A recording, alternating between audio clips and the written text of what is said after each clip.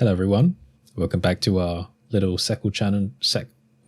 Welcome back to our second channel podcast. Today we have a few things to talk about. I've actually got an exciting update regarding the recent project we've been talking about, the Blender Cinema project, I think I called it. The website that functionally acts like a streaming service, but its purpose is to help people discover short films made with Blender. They don't have to be short films, they could be like actual films, music videos, experiments, but just really cool animated content made with the software. And it will also help to provide the creators of that content with more viewership and hopefully, provided that the ads actually start working, ad revenue if they're monetized on YouTube. So it was a cool idea and it seems that people were quite interested in it, and I'm excited to say that there has been progress. And by progress, I mean a lot of progress.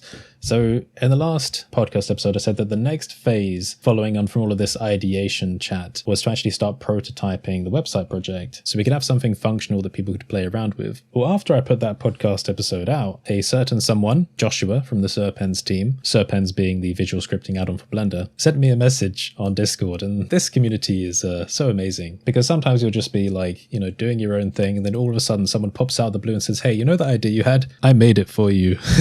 That was really cool. They told me they wanted to learn a bit more about the web development side of things with Vercel, Next.js. These are services we can talk about. And they said, here's the GitHub repository. Here's the website I've made hosted at the moment on this temporary URL. Check it out, see what you think. And I clicked on it, and it was just like a comprehensive streaming service interface with the Blender open movies on it. We could filter through, look at the categories. There was a search function. You could log in with your Discord account. It had like custom watch list and favorite list, and it was all there. And I was like, wow, that's cool. It also worked on mobile as well. So I'll be excited to get this in your hands when it's ready. But we ended up having a call, had a nice chat about how it all works, how I can host a deployment, how we can set up a collaborative work environment so we both have access to the files because it's basically just a repo. They've been working on a few more features, the functionality side of things. I've been working on some like branding work, and I've got a domain for it all set up now, and I want to take more of a managerial stance on it. But it's been interesting because I do understand the code side of it. Joshua was very nice to give me a walkthrough. It's been a while since I did any web dev stuff, so it was basically trying to like make links between what's changed in the last decade in terms of web development. But we're using Next.js, and I've been really impressed with how quick and iterative changes can be made now. Yeah, it's really fun. Anyway, I'm not going to tell you what the name of it is yet because I don't think it's exactly ready to show, but I can show you like visuals of it. I'll put it up on the screen hopefully. But yeah, we'll try and get it to a stage where it's ready for people to jump onto it and then start breaking it, in quotes. But I'm really excited about it, and I just think this is really nice because this project would not have happened. I just threw it into a random discussion video on this channel, chatted about it. Some people seemed interested, so because of that interest I spoke about it a bit more, and you were still interested, and then all of a sudden Joshua comes out the woodworks and just gives us a prototype, and then that opened up the doorway to more collaboration. So yeah, I think it's really cool how this can happen. And we also discussed the money side of things as well. We should be able to host a website for free for a significant amount of time, maybe indefinitely. And then also, if we end up exceeding certain limits, the place where the website is being hosted, Vercel, they also sponsor open source projects. So there is a possible timeline in which we may never actually have to pay for maintenance of the site. So there are kind of many considerations there. So it's all looking pretty good. In fact, the only monetary investment so far is I did pay a few £100 for the domain name, which again, I won't tell you yet because I don't want you to go onto it. But the reason why it was so expensive is because it's a very short domain name, a very snappy one. I quite like it. But yeah, exciting stuff. And then obviously once that's ready to show people, it'll be nice to get people to start submitting films as well, stuff made with Blender, because, I've tried to find some popular or well-known ones in the community to put on there as like a test case, a demonstration to see if everything works properly on the site. But obviously once we release it out to the public, and Joshua's actually working on a submission form flow at the moment, then we'll be able to get people actually submitting things. We also need to eventually at some point add like some series functionality because, not everything will be one-off films, but step by step. Joshua's also going to be going back to uni soon, so he won't be able to work on it. And obviously he hasn't really been paid for this, which I think is a bit of a shame considering how much, it's going to contribute to the project. So maybe check out their stuff, buy the Serpens add-on, Yeah, it would always be nice to get something back for these types of projects because, like I've emphasized in previous videos, we do a lot of projects for free for the Blender community because it fits within the open source nature and it's very community centric, very community friendly, and I love that. But there's always that little nagging thing in the back of your head that goes, be careful with your time investments. But no, really, I'm quite excited to see where this website goes. Hopefully, it should provide more attention 2 Blender short films that have been made by people in the community that don't have a pre-existing audience. And then hopefully that can also help them to get monetized, because that should increase their watch time. And that's if they aren't already monetized. If they are, then hopefully it should provide some extra revenue for them just by having an extra stream of viewership. So yeah, we'll see how it goes. If you really can't wait to take a look and try it, then maybe shoot me a message on Discord or something and I'll give you a little link. But yeah, hopefully not too long until I can show more. All right, next subject. Biogen has been fixed on Mac and Linux in Blender 3.4. So I was feeling a bit dejected about this problem. I actually highlighted it more in a recent video again on this channel about Biogen version 10 being in development. I said that one of the delaying factors in working on that version was that all of a sudden this big new error was introduced in 3.4 that I didn't really have a functional way of testing or debugging, because, you know, when you're getting these disparate error logs from random people around the world using Mac, it's very difficult just to ask them to like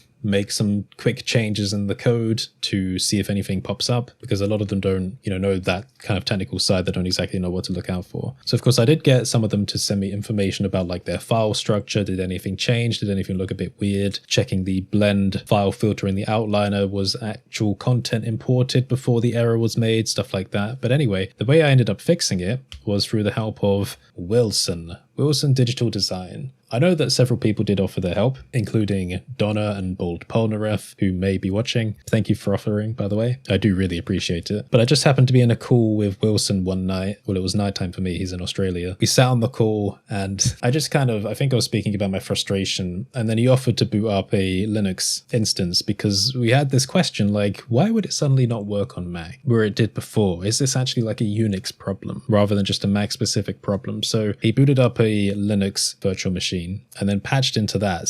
And then he streamed it through Discord. So this is like a really janky way of doing debugging, right? So I was sitting here in the UK on a Discord call with him in Australia, who was patching into a virtual machine of Linux somewhere in the world. And then I was getting him to open up the Biogen files and then kind of, reset Blender, try the stuff again. He was getting error logs coming back to it. I was taking a look. Let's change this. Let's do that. So we did this for, I don't know, a couple of hours, it might have been. I remember it was well past my regular bedtime. But we discovered in the end, something had changed with the append operation in Blender. It's to do with forward and backslashes, and I found an error log about it in the end, but it's all resolved now. It was just about making consistent with the choice of whether to use backslashes or forward slashes when searching into blend files after a directory and then passing that on to the append operator. And that full path, including that last bit to actually look inside of blend files, was confusing Unix systems. So I fixed it, published it as Biogen version 9.2, which also includes a couple of other like pre-version 10 features.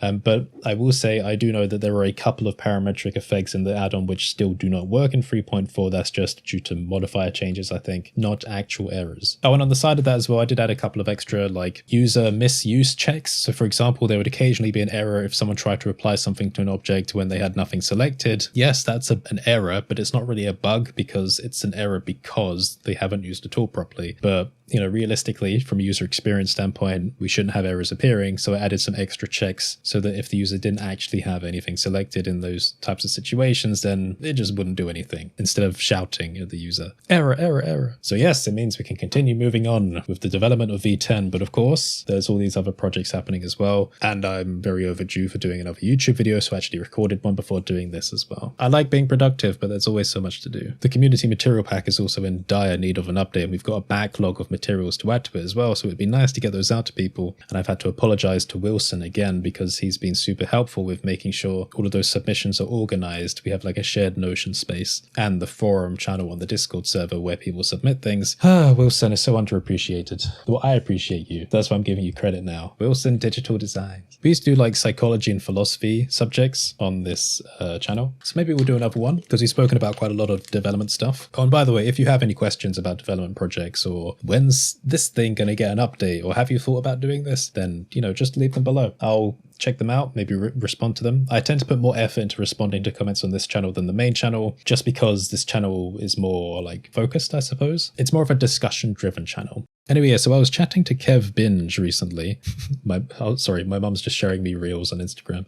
Kev Binge, the YouTuber. You know him. He's a lovely person. Fantastic. If you've ever watched the Blenderness channel, of which we don't really do discussions on there anymore, maybe we'll pick it up again in the future. But we used to do podcasts every week where a group of us Blender creators would chat together about just a variety of subjects. And it was really good therapy for us. But we do still have a Discord server where we chat to each other, kind of share our thoughts about what's been going on in the world and on YouTube. We can ask each other for help, share things we've been working on, etc. So it's always been quite nice, and we've had this nice kind of family dynamic going on, which I do actually miss. And I know a lot of other people on there miss chatting to each other every week. But it's just like, I'm trying to think of a metaphor or a simile or something, but when the resonance of something just gets a bit too high, when people just do different things too much, and then the whole thing falls over, and then, the routine stops. I think I'm partly to blame for that because I was carrying a lot of the, moderative, is that a word? Effort of the podcast, like recordings, uploading, all of that kind of stuff, admin. But sometimes I feel like I bear too many responsibilities in terms of, again, free projects that don't generate income, bad time investments, etc. If I could, I would fill all my time with free projects, but it's not realistic. Anyway, so I was chatting to Kev recently, and there was one subject I wanted to bring up to people because we noticed when talking about our channels that we do something similar in that we find ourselves giving really good advice to other people, right? In our own opinion and each other's opinions. But the advice we give, we never use ourselves, which I know is a pretty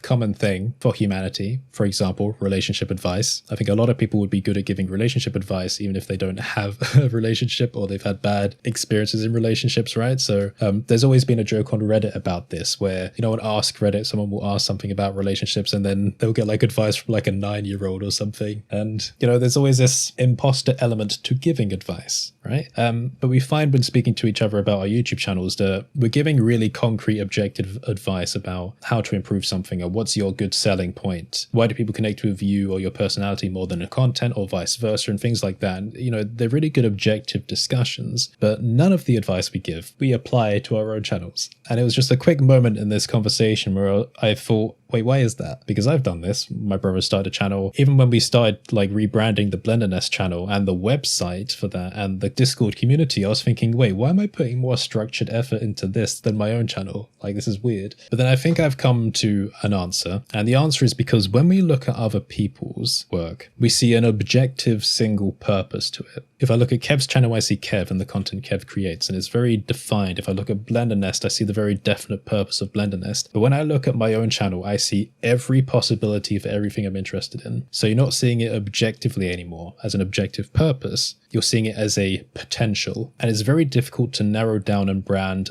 a potential rather than a purpose, if that makes any sense. That's kind of why I think we're not necessarily good at taking our own advice on a lot of things, because we don't really see our work as the things that the advice can be applied to. It's difficult to grab onto water, if that makes sense. Something that you feel in your mind or emotionally or in the plans that you're making is constantly changing and difficult to grasp onto. Where do you apply the advice? It will just dilute and float away. So it was just an interesting thought in maybe the benefit of trying to find definite purposes for your own work. And that's something that I've been trying to do recently in the last few months. I've kind of discussed that actually, about providing a predictable service to people on the channels. What do people come for? What do they expect? Can we find a purpose in that? Maybe on the main channel for me, it's being more journalistic, being more community driven. Purposes is connecting people with community, resources, and projects. So it's just an interesting thing about when we start off, maybe we see ourselves as artists and there are so many things we want to do, but as we kind of grow and we need to think in a bit more of a business oriented way, we need to decide on purposes to see our work in more objective ways, if that makes sense. And in doing so, maybe we can take our own advice finally. But I would love to go back and chat to all the other creators as well sometime, because maybe I missed that social element. I've been trying to invest more time into speaking with some of my other creator friends just generally on a daily or bi-daily basis, because I feel like I have that time folding thing where if I don't speak to someone, I don't know if everyone's like this by the way, but if I don't speak to someone for months, maybe even years sometimes, I could pretty much just fall back into the same friendship dynamic. But I don't think everyone's the same way, because I feel like time could fold up again. Oh, it's been 2 years, but hey, let's jump in the call. Hey, how you doing? Oh, by the way, did you ever finish doing this? Etc., without there being any weirdness whatsoever. But I know other people see time in a different way, where it might be kind of awkward to jump back into conversation like that. So I'm kind of hyper aware of that. So I'm trying to maybe spend more effort into trying to maintain some very specific friendships conversations that I have with people. I suppose another term for that is compartmentalization, right? I was actually speaking to a friend about this in regards to solving negative experiences with work. A lot of people find that taking breaks away from their work is a good thing to do. And, one of the most common pieces of advice when you're feeling burnt out is take a break from your work. Yay. I think that works to a certain degree, but it doesn't work for me a lot of the time because I compartmentalize things a lot. What I mean by that is, for example, say that I'm sitting here and working all day, every day for weeks, for months, and I get frustrated with the work in some way. If I took like a 2-week, 3-week, 4-week break away and have a completely different experience, right? It's a brand new place, new emotions, new stimulus, maybe even just relaxing a lot, yay, that feels nice. But then you finish that, you come back and everything is exactly the same. You close this perception frame when you went and had a break, and once you've returned, you've just opened it again. All the trauma from the work is still there. The work is exactly the same, like nothing has changed, and it just opens up this world again. If I was feeling burnt out when I left to take the break, when I come back, I'm straight back into that burnout phase. So that's how my brain works with this. Maybe it's different from other people that don't compartmentalize things as much in their mind. So I found that for me, a way to reduce stress and prevent burnout is to take all the tools I'm using for work and to take this perception of work and use it on more fun activities or divergences. How would I describe that? Well, recently I did a vlog on this channel, this second channel, where I just, took footage of my dog on the first trip they had away to the beach, the first time seeing water. And I was like, let me use Premiere and Epidemic, where I get my music, to just make a fun little video and put it on this channel. It will break up the monotony of things. Not that this channel was stressful, but I was getting a bit anxious about, it's been a while since I made a main channel video, so I don't want to feel anxious. Let me just do something different and fun. I think it's really important doing fun things with your work tools. And what it does is it just gives you evidence that, okay, you were feeling stressed, but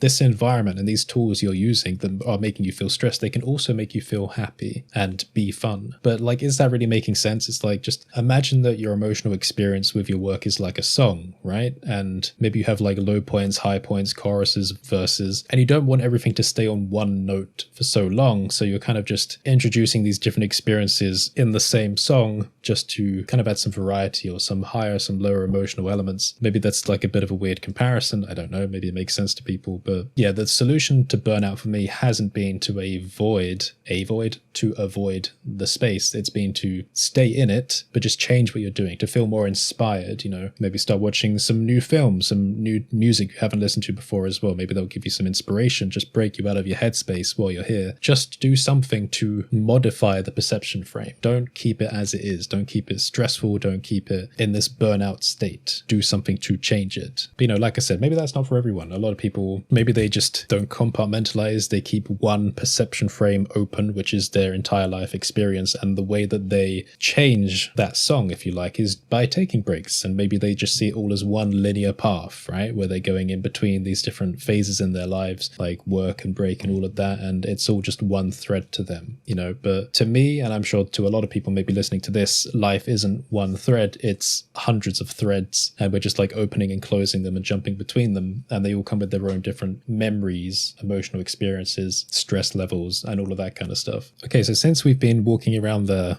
psychology field, let's take a step into existentialism for the last subject, because I've been having a bit of an existential moment, not really like an existential crisis. I was speaking to Ben about this recently. I speak to Ben about a lot of my deeper thoughts. But no, I know that a lot of people when they're growing up, they have this moment kind of maybe around their teens where they realize that, life isn't endless. One day they're going to die. The universe is maybe infinite. And, I've heard from a lot of people that they have these existential breakdown moments where they find themselves like crying in the middle of the night or something. And I think maybe I've had a couple of moments like that growing up, but I had one more anxiety-inducing moment recently. So how do I explain this without sounding really weird? I have always tried to maintain what I call like a timeless outlook, where if you, as your person, are displaced in time, if you went back into the past, if you went into the future, would you be okay? Like, try and maintain an outlook where you wouldn't break down in fear or something if you were displaced in time. I call it just having a timeless personality, right? Not seeing things as old or as new, but just as they are and kind of adapting to the times. Along that line of thought, I was thinking, okay, well, the perception of time is weird. We think that the universe is completely deterministic, but we don't really know for sure. Quantum dynamic superposition, all of that, I do think the universe is deterministic in the way that things have already been decided. You know, if the laws of physics are consistent, it means the results will always be the same. If the universe is a question, you are a part of the answer, and you always will be. If the same question is asked again, then the same answer will come as a result. Determinism is where physics and philosophy overlap quite often. It's also where baryon asymmetry comes into the question. Why is there more matter than antimatter in the universe? It's a question of, is that design? Is that accident? Is it the only possible balance in which life can exist? Does life create itself? Does the universe, through life, create itself at some point in the future and initiate a cycle? Things like that. Anyway, I was thinking, taking this timeless personality thought, what is our sense of the present? Because in the past, people felt like they were in the present,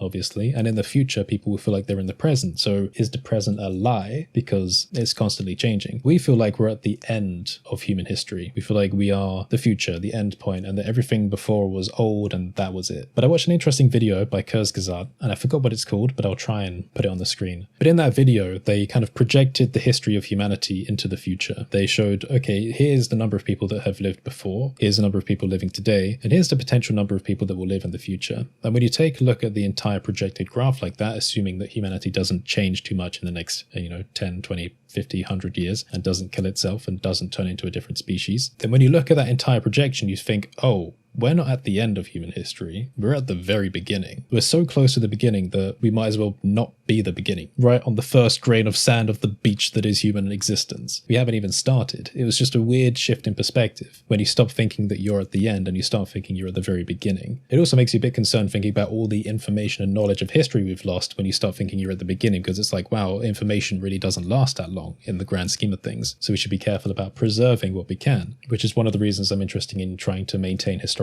artifacts. But okay, continuing along that line of thought, I thought, well, I believe I'm in the present, right? But someone in the future, maybe my descendant, if I ever have kids, believes they're in the present. And if everything's already been decided, then they're experiencing the present possibly now, if time is an illusion. So they're experiencing the present now for them, and for them I'm already dead, and you're already dead, and everyone you know and everyone around us, when we watch the TV, when we listen to the radio, they're already dead. Someone in the future is experiencing the present and we don't exist. We're just ghosts. So that was a weird line of thought when you actually kind of visualize experiencing that, because then you kind of come to the conclusion, we're already dead.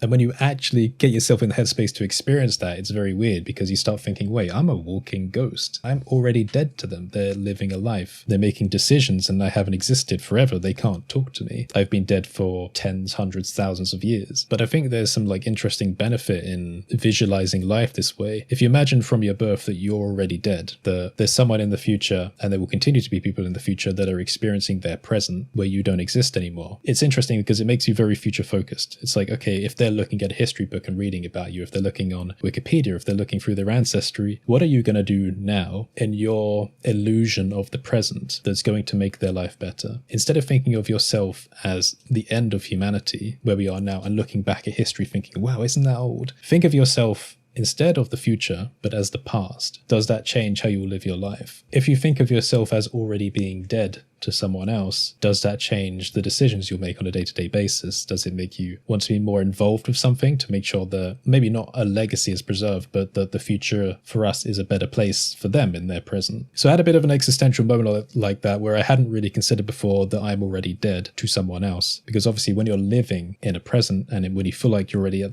the end of history, the future, where you can't see what's coming, it feels very absolute. I think it's kind of separate from being familiar with the idea of death. It kind of makes you question whether you actually exist or not, whether it's all just an illusion. When you can actually take your mind and your sense of the present and move it back and forth. Someone in the past felt like they existed in their present. You feel it now, and someone in the future will feel it. Which of these is true? Well, they're all true, but it also means the sense of present is an illusion. So it got me thinking, when we're growing up, kids are told, you are the future, the world is your oyster. What are you going to do?